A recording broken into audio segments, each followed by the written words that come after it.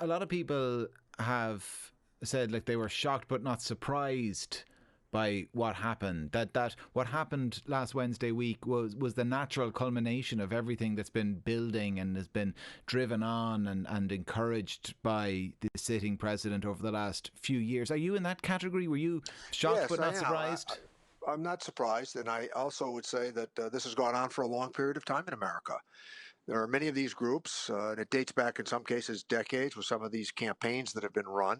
They're reckless, they're chaotic, and they're irresponsible. In addition to which, I think that social media amplifies conflict. I think that more and more media have gone to choose a side journalism. And I think that these groups have all figured out how to get their message out as they recruit.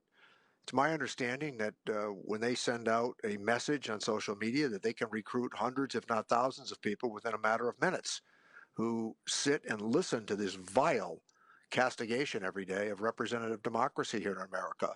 So my own sense is it's a recklessness that's been reinforced by these irresponsible outlets and confirmed by people who now tune into news that agree with them rather than vice versa. Do you place more of the blame on the media than the president? No, I don't. I think that the president understood the vehicle of Twitter and how it quickly could arouse passions. And I think that his ability to communicate with people directly, as he said, yeah, I don't need a filter. And he surprised, if not stunned, everybody literally in his first day or so in office when all of a sudden he started tweeting out these messages that in some cases were reckless, irresponsible, and bordered on almost a contempt for our democratic norms and representative democracy. So I think he figured out how to use the platforms. And I think the battle now is because we value free speech so much in America, we don't want to jeopardize that. And at the same time, these groups are using these free speech opportunities on these platforms to recruit more and more Yeah, menacing it is people. that is a tricky one, isn't it, Congressman? Because a It lot of is. people will Oh, have yes. welcomed the deplatforming, if you call it that, of Donald Trump on a lot of social media platforms.